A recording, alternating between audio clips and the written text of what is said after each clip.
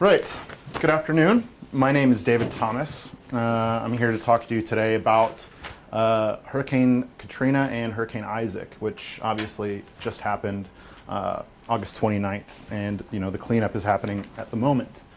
And so I'm looking at social media and its use during the storm, and how governmental and agencies and nonprofit agencies, as well as those within the New Orleans and Louisiana areas, use social media during the storm. A little bit about me.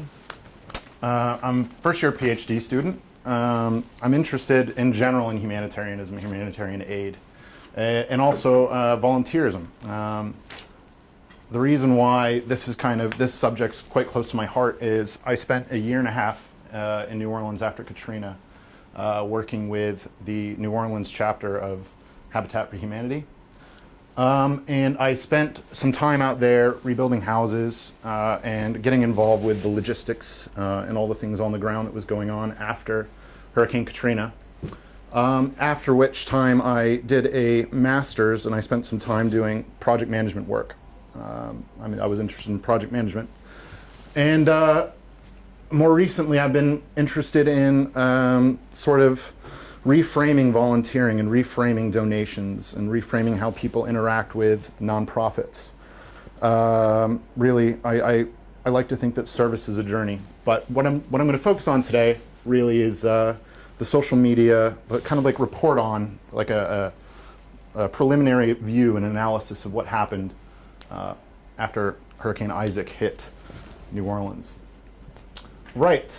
Obviously, I wanted to do something topical and relevant to this workshop, so that's why I'm doing that.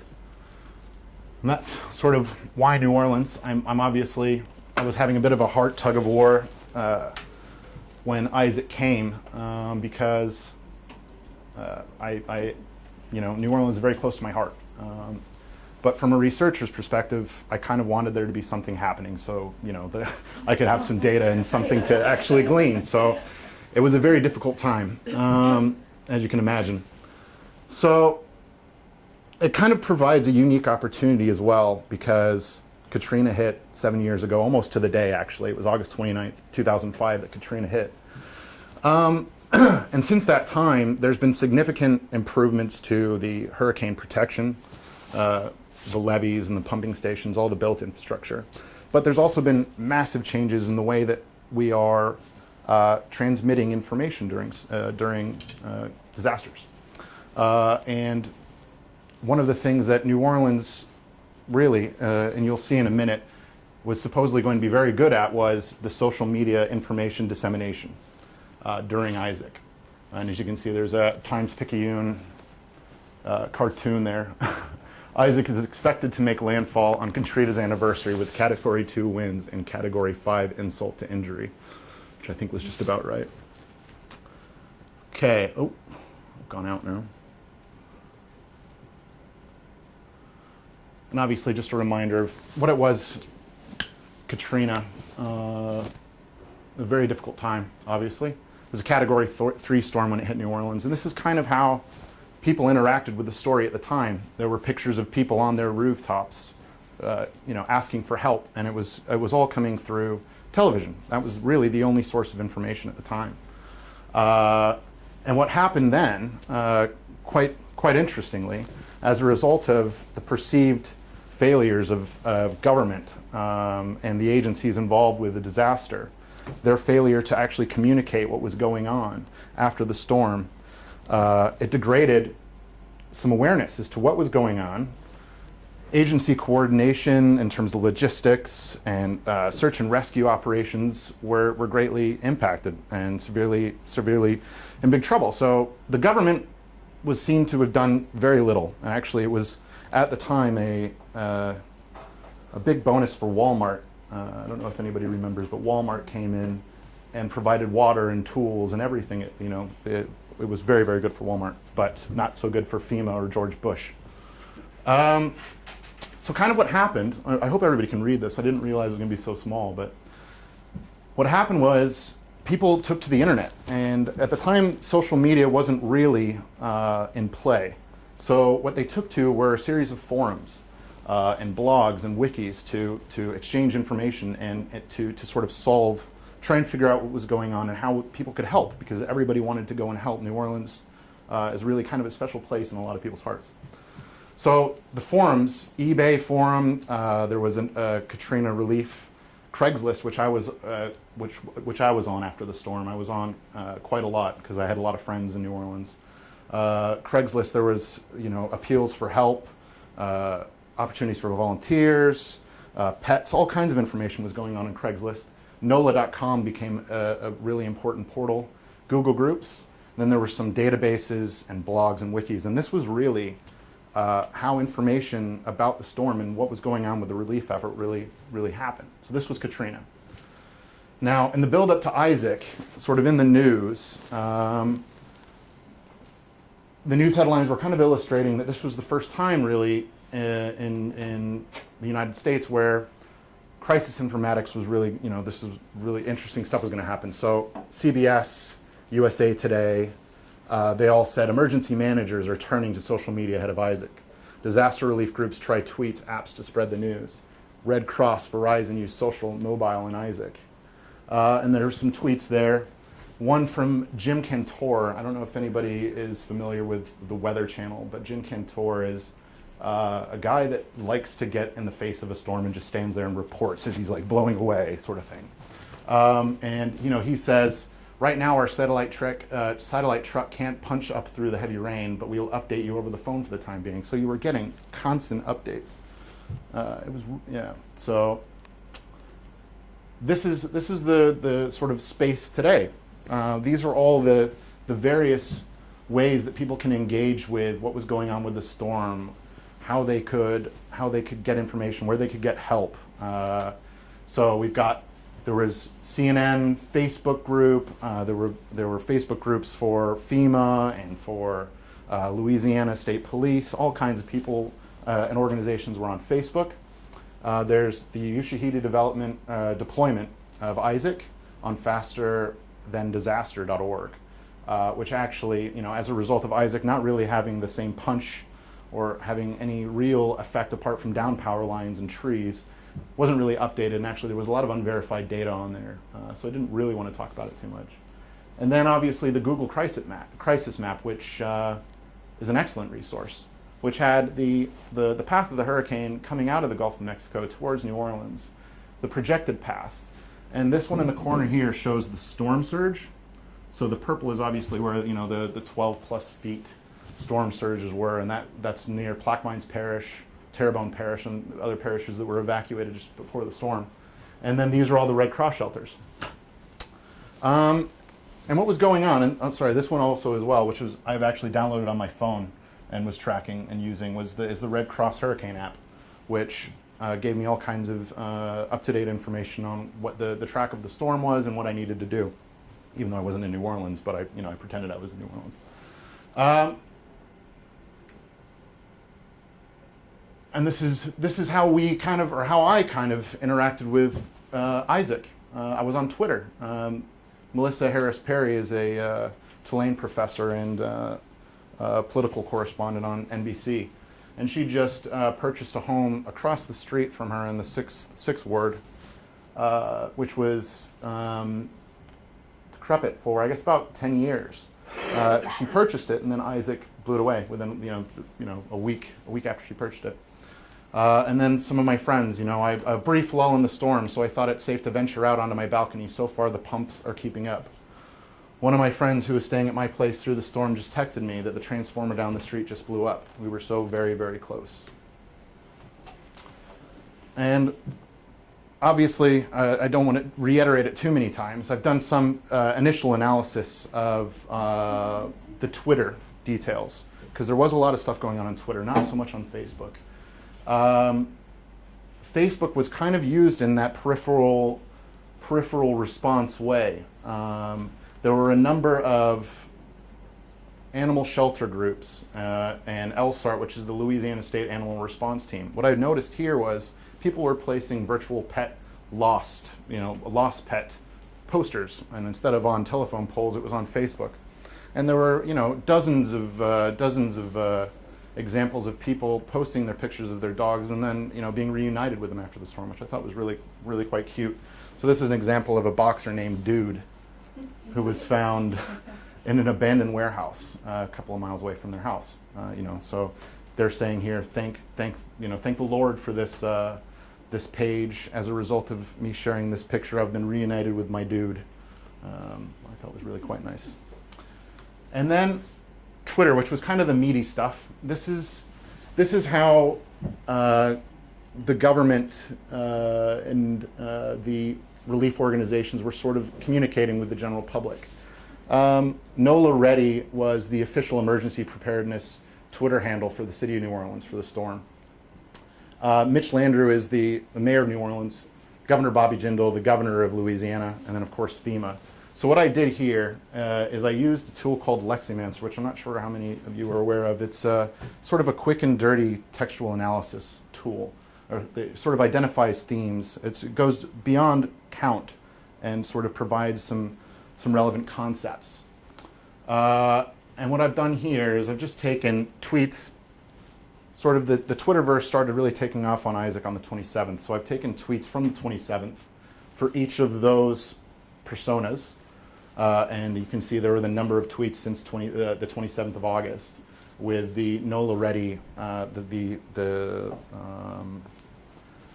the official emergency preparedness team having nearly 2,000 tweets over the period. And this was up until just yesterday, actually. I've still been, I've been doing this for a while now. So what I've done here, this is the output of Leximancer, and I'm sorry, this is going to be small again. I wish I could zoom in.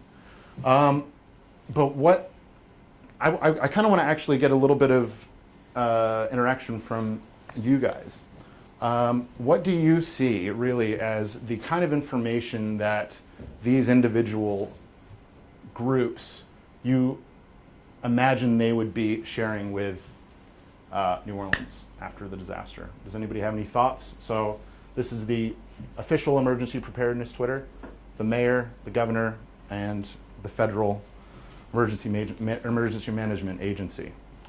Anybody got some ideas of what kind of stuff they'd expect to see from those groups? Reassurance. Reassurance. Information about the weather. Information about the weather. Personal experiences. Sorry? Personal experiences. Personal experiences. Okay. Okay. Anybody in particular? Probably the governor saying, I'm suffering as much as you guys. Okay, interesting. I like that. Okay, well, what actually happened, which I guess you might expect, with NOLA Ready, which was really the consumer, not consumer, but the thing that was public facing the most, that was offering the most information, was offering up-to-date information on. So one of the big things that happened after the storm were felled trees in New Orleans. So this circle right here is all about trees. So they were giving information about where roads were impassable, where you couldn't because there were trees felled. Water, there were problems with the water pumping. They weren't sure whether you needed to boil your water, so there was information about that. And of course, I don't know if anybody was aware, but there were significant power outages after Isaac. So there was a distinct sort of focus on the relief effort with Entergy, which is the Southeast Louisiana energy provider, and their response. And that was that one there. So that's really providing situational awareness, I guess you could say, on what was going on with the recovery, with the relief, sorry. So Mitch Landrieu, this gentleman here, he actually put the NOLA Ready icon as his Twitter page. He was talking about press statements. He was saying what residents need to do, providing updates and information on really very local information about the city and about the debris. There was a lot of debris, so people were putting all the debris onto, I don't know if anybody's been to New Orleans, but there's street, St. Charles, and it has what's called the neutral ground, which is where the cable car runs across. People were just chucking all the debris onto the neutral ground, basically. Just get it out of my yard and put it there. So he's telling people, well, you can't do that, actually. And then one level up, which is the governor of Louisiana, he was talking about particular parishes. So there were parishes like Terrebonne Parish, and Plaquemines Parish, which had significant flooding. And he was talking about shelters for those people that were affected. And from a federal level, he was talking, obviously, that there was a declaration of emergency. An update on storm winds, and this is the Louisiana National Guard here. So he's talking about where the Louisiana National Guard was. And finally, FEMA. Well, FEMA was talking about power more than anybody else. But what was interesting with FEMA is they were actually just providing tips. Hurricane and emergency preparedness tips was the majority of what they were doing. And they were also plugging the Red Cross app up there. So I don't know, does that sound like what you'd expect? Those are the kind of bits of information you expect from each of those individuals? I think so. I thought it was quite interesting. Landrew's posts, all of it about press releases, and you know, I want to be seen as to be really facing this front on because of Katrina and because of the damage that it made to Bush. He's not doing very well. Mayor Landrew is actually having a lot of problems at the moment. So he wanted to be seen as taking the storm head on. Very interesting. So that was a political. It might have been a political. I mean, that's my guess. Yeah. Right. So generally, I mean, this is why I was slightly disappointed. They did a really good job. I can't really fault it. They did a very, very good job. NOLA Ready, which was the go-to place, the first port of call, was very, very good. They were directing interested parties to DSNAP, which is sort of the disaster food stamps, which some parishes were able to get and others weren't. So the next example here was somebody asking about DSNAP. And so this is the conversation between Louisiana GOSEP, which I don't know why this Twitter was open as well. There was a lot of cross-posting between these two groups here, actually. This was supposedly the official Louisiana Isaac disaster Twitter handle, but The one that you've got there, sure. Did they actually engage with people? Yeah, they did. But that was It looks because there was communication from NOLA Ready Yeah. to them saying Smarty Pants, not Smarty Pants, Smarty Trousers was interested in DSNAP. And so then Louisiana GOSEP sent it to NOLA Ready and Smarty Trousers. So there was interaction as well. Yeah. Some closing thoughts, I guess, because there's, as I said, there's not a particularly great deal to glean from this, but I was kind of interested in the short form versus the long form argument. I mean, a lot of people have been talking about being able to glean situational awareness and being able to solve complex problems and disasters through 140 characters. Is it enough? And Facebook was actually used for this pet stuff, and it was sharing amongst those networks, which may very well be easier with Facebook. Data reliability. This was one tweet that was quite interesting. So this is Humanity Road. This is a nonprofit that does basically just disaster reporting. So they're saying, during disasters, please check the timestamp of the original tweet. Do no harm. Old information can be harmful. So there was obviously some posting of out-of-date or infactual data or information, and Humanity Road was trying to quash that there. And then assumptions. That was the only other bit there. This here is some information about the sheriff. In Livingstone Parish, they had some flooding there, and somebody was asking about getting some rescue where the Livingston Parish Police Department were. They're talking to Adoptee J here. So they're saying, we assume that you had access to Twitter, that you would also have access to feedback or access to Facebook, and they didn't. So they weren't actually able to access this data. Livingston Parish Police Department is on Facebook as opposed to Twitter. So what obviously I think needs to happen there is if we're going to take to social media for disaster response, everything needs to be covered: Facebook, Twitter, and to a smaller extent, Google Plus. I mean, I was on Google Plus a little bit, and there really wasn't that much going on, to be honest with you. But they should have forward-facing for each of those formats. Those are the sort of thoughts, and that's my report, I guess, if there was such a thing on what happened during Isaac.